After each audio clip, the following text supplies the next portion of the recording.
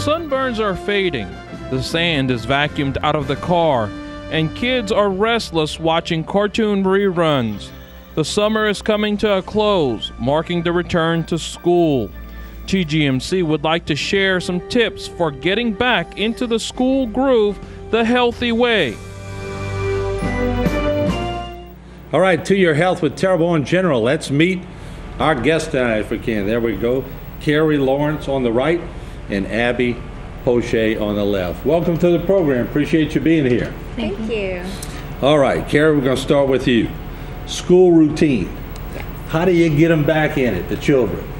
Well, there's a few different things you could do. First, of course, during the summer, kids go to bed a lot later. They tend to sleep in a lot later. So you want to try to get kids back into routine of getting supper earlier, baths earlier, getting to bed earlier, because they're going to be having to get up a whole lot earlier. That's probably hard to do, isn't it? Sometimes? Yes, definitely. You got to just sort of make it happen. Yes, exactly. Also, back to school shopping for new clothes, backpacks, school supplies, all that kind of thing. All that kind of stuff will help get them back into that routine and get them thinking about school. And hopefully they'll get a little bit excited about, going back to school. All right. Let me ask you this. I heard it when I was a kid that breakfast was so important. But why is it so important, and what are some good choices that you can make for your children in breakfast? Yes, breakfast is the most important meal of the day, which everybody has heard. It helps kids to pay attention better. They tend to focus better and remember a lot of the things that they learn in class. And protein foods are the best to increase alertness. So good options for breakfast would be like peanut butter on toast or peanut butter on waffles, eggs, milk, or yogurt. Also, it helps kids to maintain a healthy weight. Kids who eat breakfast daily are more likely to maintain a healthy weight.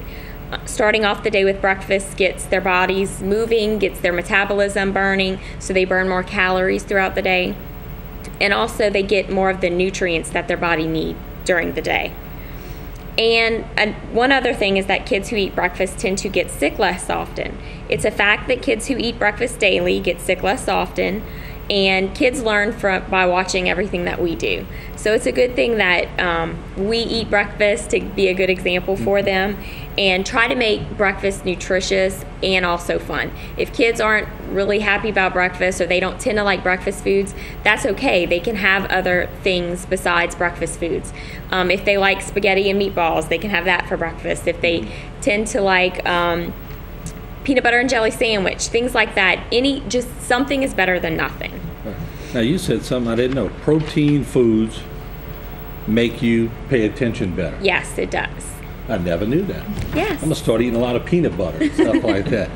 I promise you, Abby, we are getting to you soon, okay? But Carrie, healthy, fun lunch ideas. What are some examples of that? Well, it's good to try to make lunch a little bit different and interesting, just because it can get boring and monotonous. So different things you can do is to try to make kids their own Lunchables. Kids tend to like the little fun Lunchable packages. If you could cut up low-fat cheese squares and turkey or ham and put that on little dinner rolls so they can make their own little mini sandwiches is one option. Also, you can make a wrap, like you can get a whole wheat tortilla wrap and any kind of things that they like, turkey, ham, cheese, lettuce, tomato, pickle. Wrap that up, and then you can cut it into 1-inch slices and make like little pinwheel sandwiches. Also, peanut butter and jelly is usually one staple that everybody has, but you can pair peanut butter with other things to make it more interesting, like apples, bananas, pretzels, and things like that.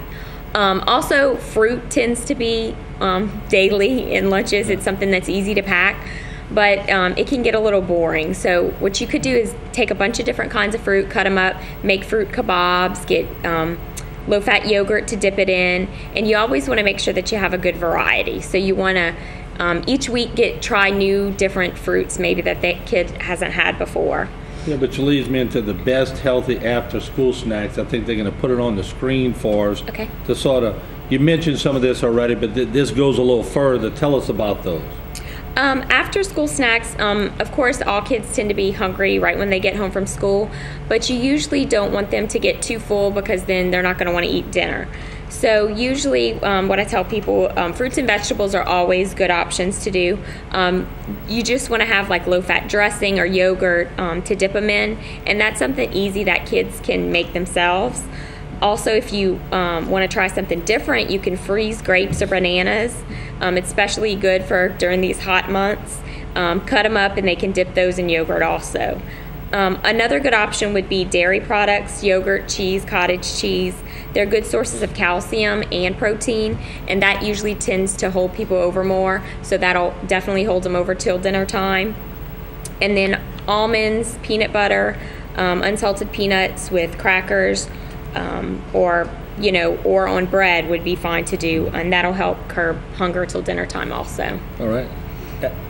Abby, you thought we forgot about you, didn't you? And before I get to Abby, the drinks. What about the drinks real quick? Yes, definitely. Drinks, it's good to avoid the high sugar drinks, your sodas, your Kool-Aids, and also juice. Most people think of juice, but juice does tend to be very high in sugar. So it's best, of course, water is always the best option, but you do have your picky, kids who really don't care for water all that much. And so you can do the flavored waters. And also, I tell people to try the crazy or fun colored straws. That tends to help kids to drink more. But also milk. Kids need to get their calcium in. So it's good to have a milk option. If they don't like the white milk, you can always try the strawberry or chocolate, just as long as they get the milk in to get the calcium that they need. Get that calcium. Okay, Abby, you have something that you brought with you, and I know you want to bring it up because it's a backpack, and I've heard so much about backpacks, and I guess the question would be, how do you know if it's more helpful or harmful for your kids? And I think you're going to give us a reason why. Yeah. Well, first, a lot of times we forget that these kids are lugging these around because there's so much in them. So we tend to forget about what's the appropriate way to use a school bag versus what's the inappropriate way to use a school bag. And when we use this improperly, we can have children with back pain, shoulder pain, neck pain, anything that affects the musculoskeletal system in a negative way. And with that prolonged improper use over time, what can happen is they can have long-term deficits, which would probably require further intervention. So one of the most important things that we need to remember with the school bags is we need to make sure that the school bag is no more than 15% of their body weight. For example, if a child weighs 100 pounds, we don't want that school bag to be any more than 15 pounds.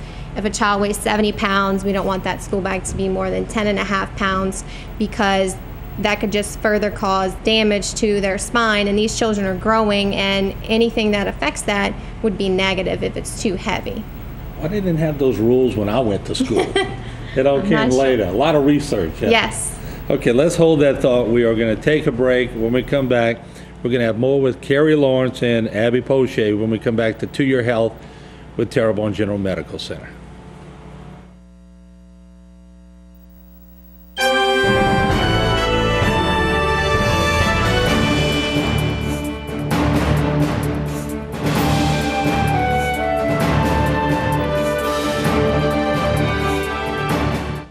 I'm very involved at Trinity Episcopal Church. My first experience at Mary Bird Perkins convinced me what a fabulous facility it was. The technology is state of the art. I know that because I was treated for a brain tumor on my optic nerve. My name is Cheryl Lane. I knew I needed to be close to my family, my friends, and my church. I'm thankful we have Mary Bird Perkins in our community. It's such a wonderful asset. Mary Bird Perkins Cancer Center at TGMC. Think of 6 men you know. One of them will get prostate cancer. Early detection can save a life. Make an appointment with the experts. Mary Bird Perkins Cancer Center at TGMC.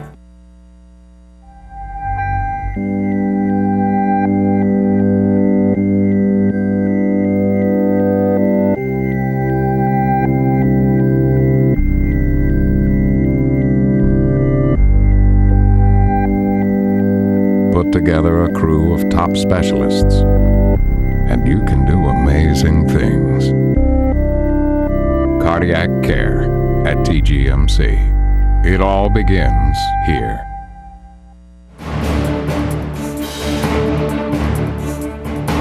All right, welcome back. We're back with our guests from Terrebonne General Medical Center, Carrie Lawrence and Abby Poche. And Abby, we're going to come back to you. The proper height of the backpack on the back, what should it be? Well, it's kind of difficult to get everybody squared away and appropriately fitted, but you do your best. With the school bag, you want the height of the school bag to extend approximately 2 inches below your shoulder blades. Sometimes they come a little bit higher, and that means they're actually wearing them snugly. And it goes down to your waist level, preferably resting on your lower back in that curve right there. And that should do the trick for most people, most students. I'm amazed at how much research they've done on this, and they have, and I've heard a lot of stories about it, but that's a good thing. Now, when you're loading up the backpack, what are some tips that you could offer moms or dads that are loading their kids' backpack? This is very similar. You probably hear a lot with even adults, keeping the load close to you when you're lifting things. Keeping everything closer to your center of gravity will benefit you better. So you want to make sure that those heavier books, if you have to carry them, are closest to the back of the school bag, which means they're going to be resting closest to the child's back. And then as things get lighter, you want to bring those out more to the front of the school bag. Okay. And so you're not risking the chance that they're hanging out backwards because of all of that weight on their back, and they're holding themselves more in a neutral alignment versus being all crooked. Okay. Now, if I'm shopping for a backpack, or a parent watching is shopping, how do they know they're getting the healthy one or the good one? What do they look for? Well, you want to, obviously they're generic.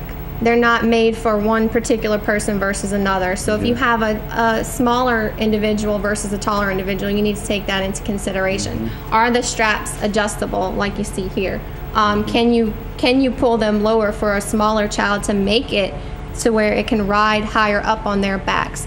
Do they have pads that are shoulder straps that are padded so that it helps evenly distribute that weight on those shoulders? Because the more you have and the less thickness you have in that pad, then it'll just bear weight down even more on those shoulders, and you don't want that. That hurts, for sure. Yeah.